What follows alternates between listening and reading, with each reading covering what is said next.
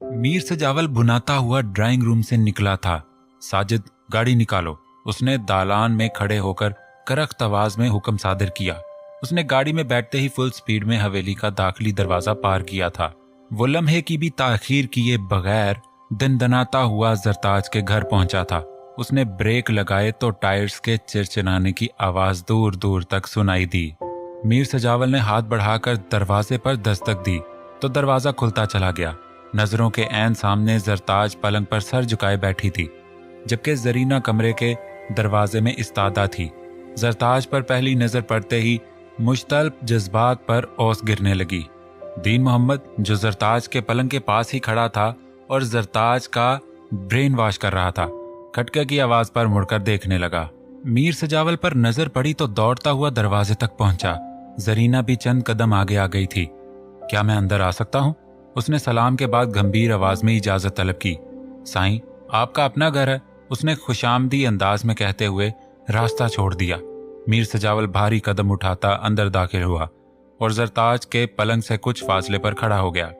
जरताज उसे देखते ही खौफजदा सी मां के पीछे जा खड़ी हुई थी। चाचा, मुझे जरताज से अकेले में बात करनी है।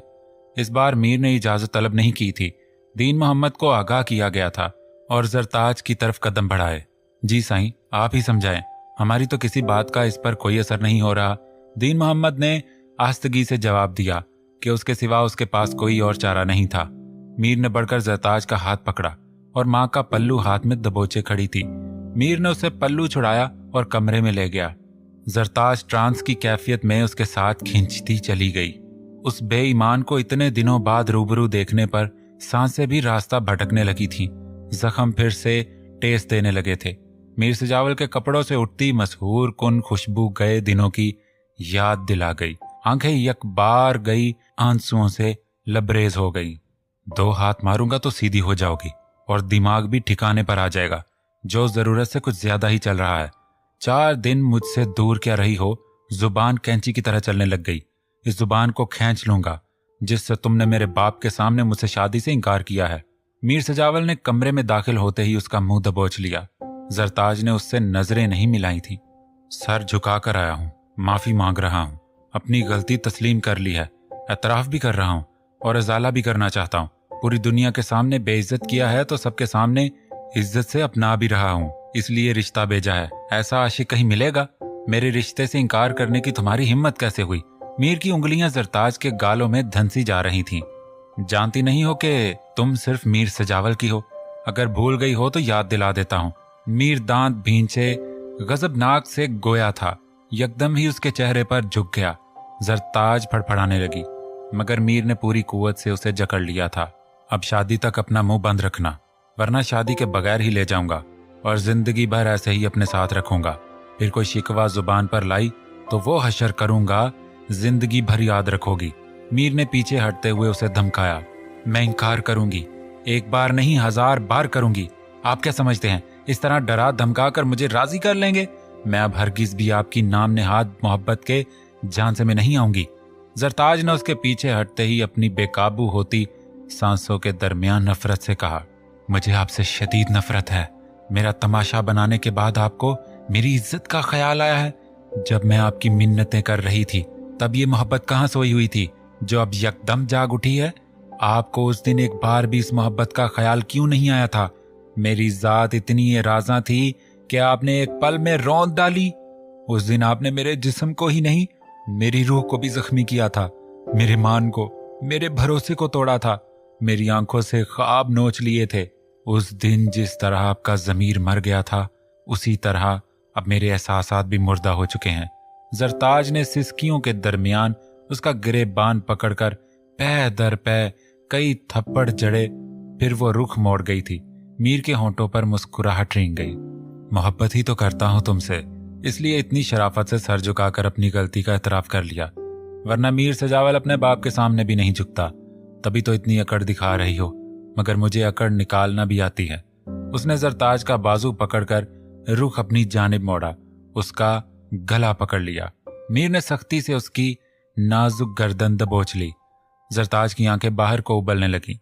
आंसुओं की धार आंखों के किनारों से बह रही थी। वो खुद को छुड़ाने की भरपूर कोशिश कर रही थी। बोलो, करनी है शादी या नहीं करनी? उसने झटका देते हुए सर्द लहजे में पूछा। जरताज ने शदीद घुटन के बावजूद भी नफी में आंखों से इशारा किया। जरी, अब अगर इनकार किया तो सच में तुम्हें मार डालूंगा। इससे ज्यादा बर्दाश्त नहीं है मुझ में। मेरे गुस्से को हवा मत दो, बोलो। अब भी नहीं? मीर ने गर्राते हुए हाथ का दबाव मजीद बढ़ाया।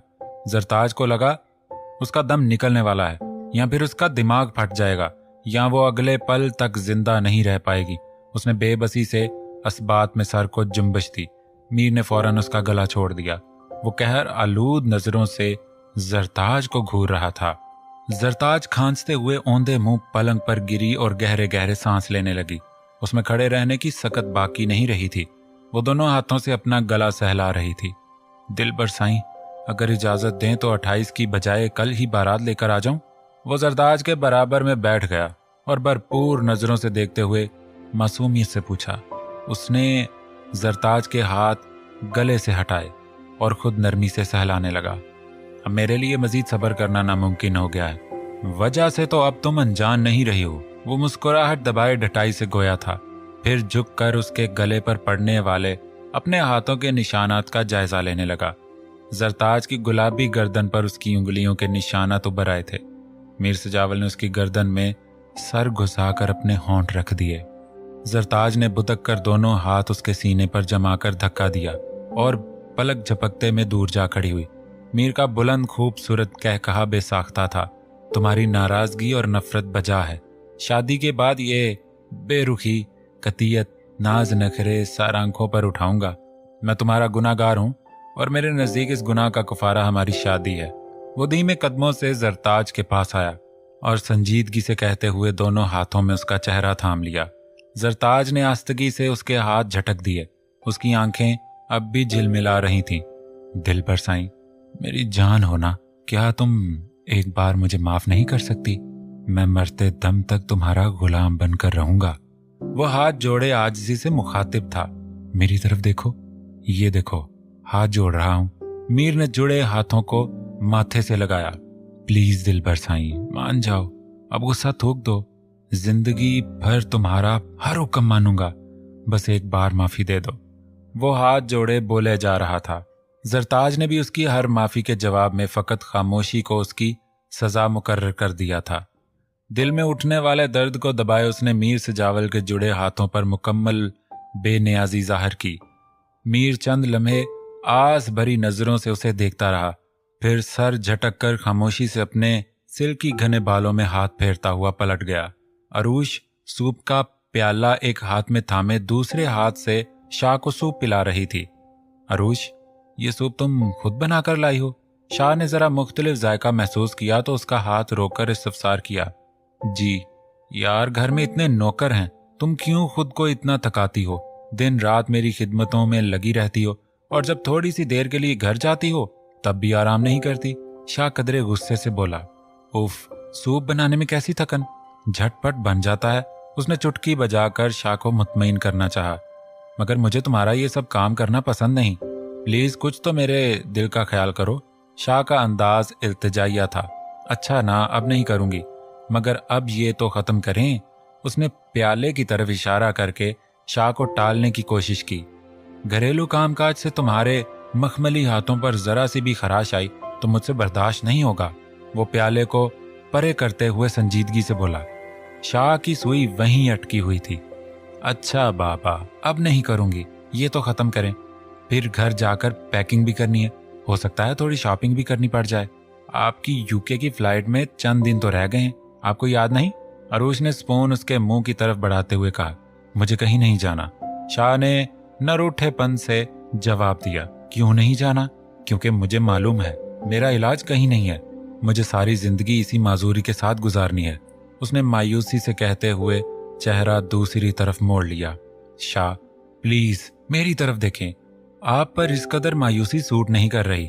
ये वो मौजम शाह तो नहीं जिसने चंद घंटों में मुझे ढूंढ लिया था और बेखौफो खतर एक दरिंदे के चुंगल से आजाद करवाने पहुंच गया था। उसने दोनों हाथों में शाह का चेहरा थामकर उसका रुख अपनी जानिब किया। मखतूम भाई ने तमाम तर तसल्ली कर लेने के बाद ही डॉक्टर से अपॉइंटमेंट ली है। आपकी रिपोर्ट्स में नेगेटिविटी के चांसेस माइनर हैं। मखतूम भाई खुद डॉक्टर हैं, बगैर तसल्ली किए वो कोई फैसला कभी नहीं करते। मुझे मखतूम भाई पर पूरा भरोसा है, सबसे बढ़कर मुझे अल्लाह पाक पर भरोसा है। मुझे पूरी उम्मीद है आप फिर से पहले की तरह अपने पैरों पर चलने लगेंगे। वो पूरा एतमाद लहजे में बोली, तुम साथ नहीं चल सकती? मैं वहां तुम्हारे बगैर कैसे रहूंगा? मुझे तुम्हारी फिक्र रहेगी। तुम्हें ऐसी हालत में छोड़कर कैसे जा सकता हूं? वो परेशानी से पेशानी मसलने लगा। मैं यहाँ अकेली तो नहीं हूं, सब मौजूद हैं। और फिर बस कुछ अरसे की तो बात है। अरूश ने यूं जाहिर किया जैसे कोई मसाला ही नहीं, मगर दर हकीकत डिलीवरी के दौरान शाह की गैर मौजूदगी का एहसास उसे चुभ रहा था। शाह ने उसकी आंखों में सोच की चुभन महसूस की तो उसका सर अपने कंधे से लगा लिया। यही वजह है कि मैं अभी नहीं जाना चाहता। मेरा ट्रीटमेंट इतना जरूरी नहीं जितनी तुम्हारे पास मेरी मौजूदगी जरूरी है। वह अरूश के बालों में उंगलियां चला रहा था। लेकिन मैं जल्द अज जल्द आपको चलते हुए देखना चाहती हूँ। इसके लिए आपकी कुछ दिन की जुदाई मुझे मंजूर है। और अब आप जिद नहीं करेंगे, खुशी खुशी जाएंगे, प्लीज मेरे लिए।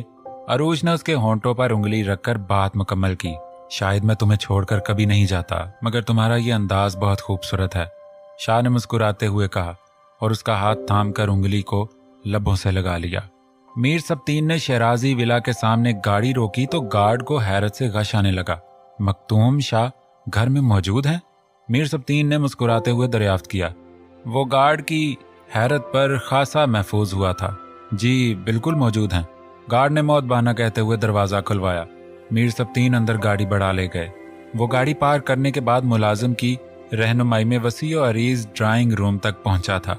वो सोफे पर टांग पर चढ़ाए बैठा इर्द गिर्द का जायजा ले रहा था। तभी मखतूम शाह ने ड्राइंग रूम में कदम रखा। उसे मीर सब्तीन को देखकर खुशगवार हैरत हुई। मीर सब्तीन की नजर उस पर पड़ी तो अपनी जगह से उठकर मखतूम शाह से बगलगीर हुआ। मुझे यकीन था तुम मुझे इनवाइट करने जरूर आओगे, मगर शराजी विला आओगे इस बात का अंदाजा नहीं था। बहरहाल तुम्हें यहाँ देखकर बहुत खुशी हुई। मखतूम शाह गर्मजोशी से मिलते हुए बोला, तुम सही कह रहे हो। अगर सिर्फ तुम्हें इनवाइट करना होता तो मैं हॉस्पिटल ही जाता, मगर मैं पूरे शराजी विला को इनवाइट करना चाहता था, इसलिए यहाँ आया हूँ। मीर सब्तीन सोफे पर बैठते हुए कार्ड बढ़ाया। That's good. मखतूम शाह ने कार्ड पर सिरसरी नजर दौड़ाई। मौज़म शाह की अब कैसी हालत है? उसे होश तो आ गया था ना? अब वो बेहतर हैं।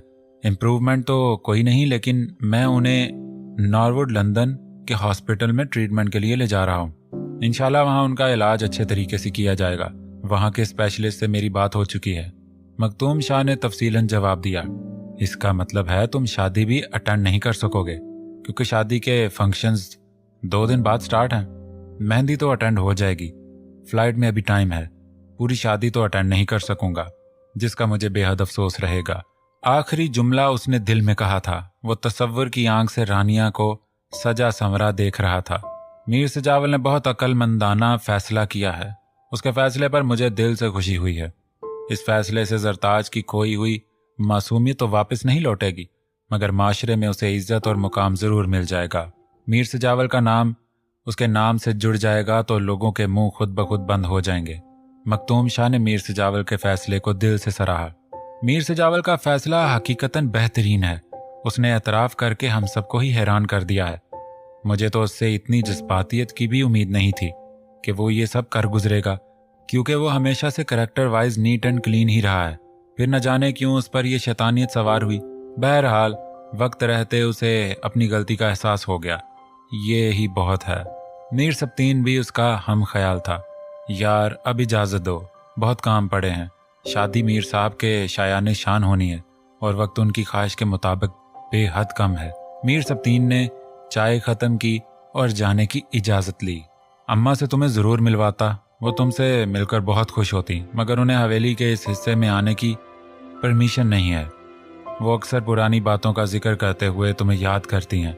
तुम्हें न बहुत अच्छी तरह याद हो, और तुम्हारी शरारतें भी। मखतूम शाह उसके साथ ही ड्राइंग रूम से बाहर निकल आया। मीर सब्तीन खुलकर मुस्कुराया। अम्मा को शादी में ज़रूर लेकर आना, मैं वहाँ उनसे मुलाकात कर लूँगा, मुझे भी वो याद हैं। मीर सब्तीन बोलते बोलते खामोश हो गया। दोनों की नज़र एक साथ सफदर शाह पर पड़ी थी। सफदर शाह पुश्त पर हाथ बांधे उन्हें ही घूर रहे थे।